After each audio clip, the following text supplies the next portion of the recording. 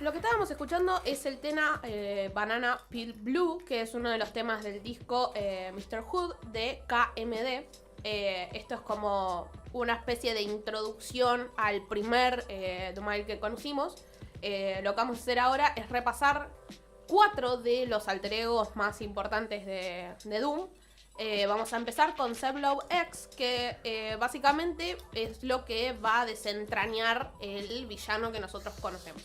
Es muy importante pasar por esta etapa, no solamente porque KMD es un grupo que no se le suele dar mucha bolilla, y es más que nada también, o sea, por todas las trabas que tuvieron, pero tiene una historia muy pesada. Después más adelante se puede hacer un jerga explica KMD porque lo merece en sí mismo, tanto Mr. Hood y sobre todo Black Bastards, un disco sumamente controversial. Pero esta es la primera etapa de Doom como rapero, con Onyx, DJ Subrock, que es su hermano, persona muy importante en esta historia, y Rodan. El sonido que nosotros vamos a encontrar acá de esta primera etapa de Doom, obviamente está muy ligada a lo coyuntural. Estamos hablando de 1988, estamos hablando de cosas como los Jungle Brothers, como Boogie Down Production, como Leaders of the New School. Estaba muy arraigado a esa época. Y hay como una lectura muy lineal que se le suele hacer a esta etapa de Doom, donde dicen que todavía no mostraba los skills que va a mostrar en sus próximos discos, que todavía no asomaba ese escritor de esa narrativa. Entendiendo que Doom después pasó a ser uno de los mejores raperos de la historia. Pero lo que hay que tener en cuenta es que si bien esa cuestión del estilo a la hora de rapear no estaba marcada, o sea, en lo que sería la parte rica de vocabulario que tiene Doom, sí ya se deja ver que Doom es muy bueno contando historias, ¿sí? Cuando uno escucha Mr. Hood y cuando escucha Black Bastards, muchas de las cosas que van a escuchar ahí son microhistorias. Cosa que se va a repetir a lo largo de toda la discografía de Doom. En todos sus personajes, Doom siempre está contando historia. Siempre le presta mucha atención a la hora de insertar diálogos en los temas. Siempre va a ser central el hecho de generar una historia a través de personajes ficticios o de alguna forma tamizar la realidad a través de esos personajes. En este caso vamos a tener a Mr. Hood con, por ejemplo, Mr. Hood and the Pioca Jewelry, que es el primer tema que abre el disco de KMD. Es esto, es una microhistoria que uno cuando la escucha rapear a Doom, no lo escucha rapeando per se, es como si estuviera recitando, contando algo, no necesariamente lo está rimando. Pero ya se empieza a asomar estas cuestiones que también se va a ver en lo sonoro, como por ejemplo agregar partecitas de películas, agregar algún que otro efecto sonoro que te haga saber dónde está pisando el personaje. Son cosas que van haciendo al personaje de Doom en esta primera etapa. ¿Qué es lo que pasa acá? En 1993 terminan de editar el disco Black Bastards. Que el disco Black Bastard, todos estos dos discos estaban saliendo desde Elektra Records, cosa que es bastante importante de saber. Sí, sello, salía Audioví ahí, claro. Un sello que tenía rap dentro de todo, no es que era un sello aleatorio. Claro. El tema fue el siguiente. Black Bastard es un disco que habla desde el racismo en sí mismo, ¿sí? Ellos optan por usar personajes que se usaban en los años 40, 30 en Estados Unidos, que se repitieron después a lo largo de los años, que es esta figura de el blanco estadounidense que se pinta la cara de negro para exagerar todas las facciones de las personas negras, haciéndolo ver básicamente como un mono. Entonces ese es el dibujo que ustedes van a encontrar a la tapa de Black Bastard, que es ese monigote ahorcado, porque es como si fuera la tapa del juego del ahorcado y le faltan las letras para formar Black Bastard. Ya desde el vamos, la tapa era durísima. Las letras también son durísimas, son muchísimos los insultos a los que apela a toda la visión esta hiperracista que se tenía en Estados Unidos. Algunos lo ponen como hablar del racismo desde las personas que lo sufren, otros dicen que como una cuestión, no existe el racismo a la inversa obviamente, pero que por más de que lo haya hecho una persona negra no le quita lo racista. O sea, son muchas las lecturas que se hacen de este disco porque precisamente es un disco extremadamente controversial. Lo que pasa con esto es que, en primer lugar, Onyx ese año, en 1993, se va del grupo. Esa fue la primera parte. Pero la segunda parte, que es la peor, es cuando el hermano de Doom, DJ Subrock, muere en un accidente, en un choque automovilístico. Posteriormente a eso, como vieron que Onyx ya no estaba más en el grupo, y DJ Subrock había fallecido, deciden cajonear el disco. Además de la censura. Además de O sea, censurarlo. venía como todo muy a mano de no publicar el disco, básicamente. Claro, o sea, todo se estaba dando para que ese disco no se publique, básicamente.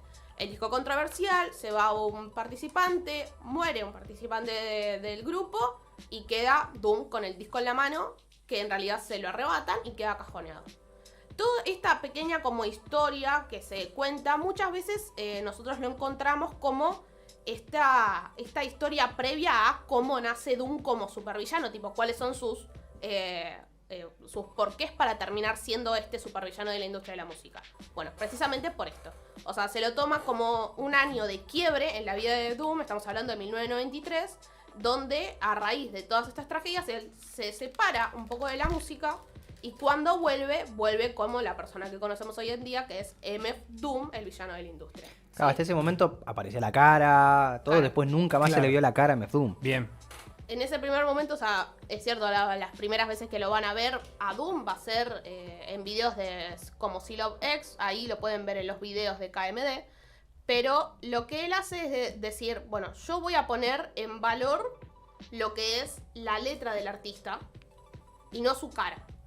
Y estamos hablando de 1999, cuando hace esto, que recuerden que estamos en una época del rap donde estaba gran parte de su golden era, pero también estaba muy centrada en la cuestión estética de los raperos y de las raperas, estaba muy centrada en la cuestión de tener que vender esos temas, y Doom lo que hace es escaparle absolutamente a todo lo que pueda en torno a lo que es la industria, ¿sí? Estamos hablando del lanzamiento de Operation Doomsday. Que Doomsday básicamente en concepto es un apocalipsis gigante.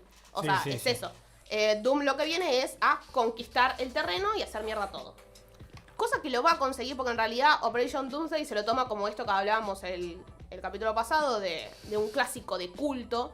Pero ya un poco se empieza a hacer su nombre, haciendo alusión obviamente a esta cuestión de Doctor Doom, el villano de los Cuatro Fantásticos, ponerse la máscara esta, o sea, todas esas cosas raras que Toda agarró. imaginería de cómics. Claro, y que ahí es donde decís, bueno, ya pasamos de contar historias, haciendo personajes en los temas, rapeando como Love X, a ser yo mismo mi propio villano de la historia, no elegir ser protagonista.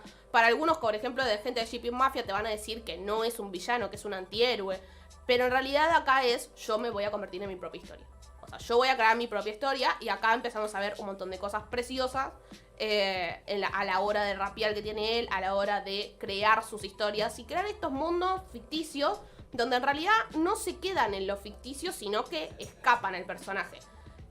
Por ejemplo, esta cuestión de que uno cuando iba a ver los shows de Doom sabía perfectamente que muy tranquilamente encima del escenario podía haber un impostor. Un impostor Esto totalmente. los últimos años, pero, o sea, O sea, los últimos 10 años, ¿no? Los Claro, últimos 10 obviamente, años. pero está centrado en el personaje. de Sí, Doom. sí, sí, sí. No O era sea, iba muy a solamente- fondo el muchacho. Iba completamente a fondo y encima hay una entrevista que le hacen a Talib. Y Talib cuenta que en un momento le preguntó a Doom si no le parecía como moralmente incorrecto o éticamente incorrecto hacer ese tipo de cosas. A lo que Doom básicamente le responde tipo, yo soy el supervillano de la industria y si quiero hacer esto lo voy a hacer. Claro. Pero además, porque muchas grande, veces boludo. Estaba loco. ponen la Estaba plata para que yo vaya a hacer el show, pero no es suficiente. O sea, están pagando, pero no están pagando lo que deberían pagar. Cuando no pagan lo que deberían pagar, yo ahí pongo un impostor. Y hay un montón de historias donde vos tenés que Doom en realidad estaba al lado tuyo en el show, tomándose una birra, viéndose al mismo encima del escenario, pero en realidad el que estaba ahí arriba era cualquier otra persona. Ah, es Incluso legendario. de llegar a poner un flaco que no se pareciera en lo absoluto a Doom. O sea, que Hay puedas- un video que igual estaba más armado y era más en joda que sube Andrés Buré, puede ser que se llama El Comediante, Sí. que hacía el programa este con el otro loco que tiene el pelo así. Que se sube él y hace un tema y medio y la gente se lo corea, se lo comen todos y el gordo no se parece en nada. O sea, es un negro medio morrudito, pero... No mucho más que Y al eso. segundo tema, a la mitad se tag y la gente empieza a putear. Le dieron una joda a propósito. Sí, obviamente. Es Pero como claro, te parte ponen la de- cámara, la máscara y vos qué sabes. Obvio. No, y que además uno cuando iba a ver esos shows, un poco lo iba a ver como quien fue a ver shows de Charlie en su momento, volviendo a ese mismo ejemplo, de saber de que si a Charlie le agarraba un rayo y se paraba y se iba, vos ibas a un Sí. show de Doom a sabiendas de que quizás el que estaba ahí arriba no era él. Pero a su vez, acá volvemos a lo mismo. Doom pasa a ser protagonista de su historia, se convierte él mismo en su propio narrador. Y después de esto vamos a encontrar que en otros personajes como King Ghidorah o Victor Wagen, él expande su propio multiverso en diferentes villanos, pero siempre va a ser un villano. Sí. Siempre va a ser un villano o puede llegar a ser, por ejemplo, un animal fantástico, pero siempre va a ser el malo de la película. Y obviamente siempre yendo en esta cuestión en contra de la industria. O sea, tratar de sacar el disco y el disco va a ser exitosísimo, pero no lo vas a tener en los charts de Billboard. Va a ser una especie de cuestión de culto. Hay un montón de raperos en un momento, no me acuerdo, creo que fue Mos Def, el que dijo que había comprado el disco de Madvillain solamente para verlo y no tenía tocadisco. O sea, el chabón se compró el disco porque necesitaba tipo sentarse a charlar con la cosa esa. Porque era increíble el... Mos Def, fanático enfermo de Doom. Sí, sí, sí. Ese sí sabe todos los temas. Ah, ese sí, seguramente. Después de lo que fue Doom, que nace acá como personaje en 1999, a través de todos estos años nos vamos a encontrar con otra faceta de él, donde no es el director de la película, sino que es el productor que va a ser Metal Fingers, que es su faceta específicamente como productor y como beatmaker, ¿sí? Que acá vamos a encontrar 9 beat tapes, desde 2001 hasta 2005, 2008, por ahí más o menos, tenés mixtape por todos lados. Altas beat tapes. Altas beat tapes, y lo que tiene es esto, Doom supo ocupar todos los lugares que tenía. Porque, por ejemplo, en King Ghidorah, que King Ghidorah en realidad lo que hace es como alusión a un personaje ficticio, de que es un personaje que es un monstruo de 3 cabezas, que es como el enemigo mayor de Godzilla, ¿sí? En este caso. Ahí, en King Ghidorah, Doom no rapea demasiado, o sea, rapea en muy pocos temas. Y acá es donde vemos que en King Ghidorah en realidad lo que te está mostrando es que el chabón tiene un poder increíble como director creativo.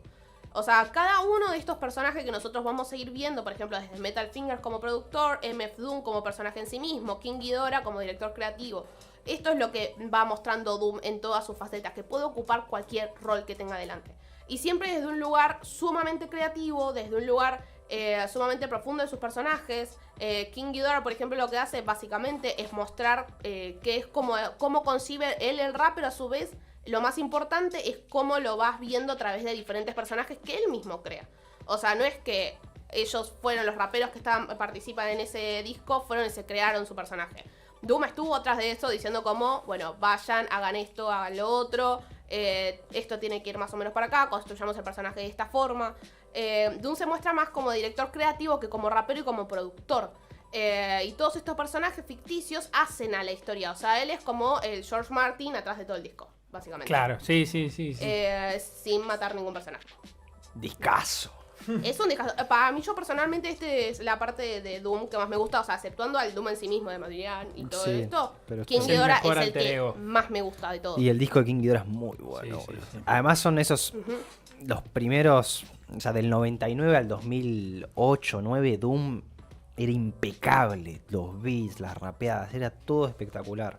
Claro, y encima lo ves pasar de diferentes etapas en lo sonoro, que es donde se acompaña, ¿no? Con estos pequeños detalles que hacen al cambio de los personajes. O sea, MF Doom capaz es un poco más relajado en el lo-fi, en el jazz. King Ghidorah le empieza a agregar un par de cosas más cercanas a la película. O sea, tenés más de películas, más Y cosas de videojuegos. películas específicas. Tenemos un temita de King Ghidorah ahí para escuchar un poquito, ¿se puede?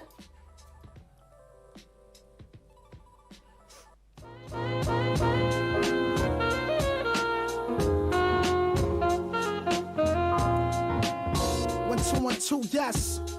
Yo. It's King Ghidorah, combined with the forces of non-ether. Blowing woofers and tweeters, shaking syllable meters. Disasters cataclysmic, mystic natural. It's about time we hit y'all with some substances actual. I got a gift called hip-hop prophecy. Since 2003 ends the reign of the Jiggy MT. No more roaming on this planet like scavengers. Scientists broke the code of the Gregorian calendar. Defying laws of space and time. Trying to trace my lines, hold up, respect the architect. Digital rolling, my whole crew Que roll si no with es uno de mis temas BS. favoritos, le pega en el palo. Por lo menos debe ser el tema de Doom que yo más escuché en mi vida. Mirá. Sin duda alguna. ¿Ah, sí? Sí. Van con Mirá. mucho la reivindicación a King Ghidorah. O sea, yo de todos, posta, todos los personajes, instrumentalmente hablando y cómo está construido los personajes, es el genial. que más me gusta. A mí es al que más me costó llegar, honestamente. Mirá. No, yo creo que ahí me ayudó bastante el algoritmo de YouTube que me dijo, che, mira esto, ¿lo habías visto? Es No, verdad, te pone la habla. tapita que está muy linda.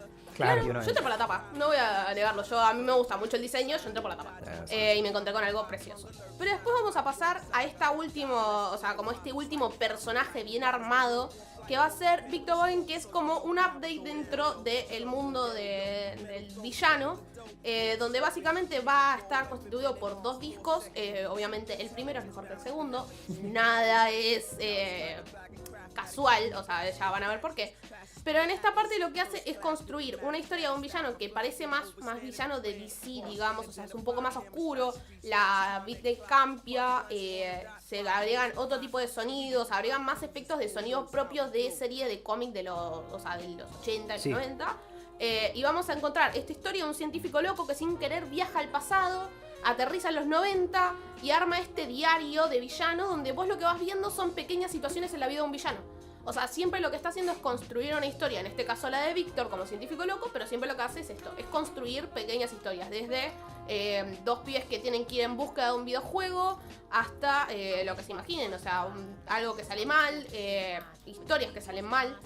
No siempre va a ser el villano el que está ganando, pero sí como que tiene un desarrollo a la hora de contar historia. Tiene una, perdón, pero Sí. esto hay que decirlo. Tiene la mejor barra sobre Argentina en la historia, que cuenta cómo está hablando con uno de los que te estaciona el auto, ¿viste? Y dice, y le dejo la propina en pesos argentinos. Claro, y lo mató. Y sí, Y lo era mató. Y lo mató. pleno 2003, creo que era, ¿viste? Para que aprendan NAS. Pero o sea, el nivel de, Sí. de rebuscársela para decir que sos malo. O sea, que te doy propina, pero es en pesos argentinos. Exacto. Es Y genial. eso va, o sea, lo van a encontrar en el primer disco como súper desarrollado. Ya el segundo disco es una continuación de la historia anterior. Esto va a ser muy común. Doom nunca buscó en su discografía hacer algo que sea como superador a lo anterior. Iba a hacer lo que se le cante quinto for el orto. O sea, Sí. es así de sencillo.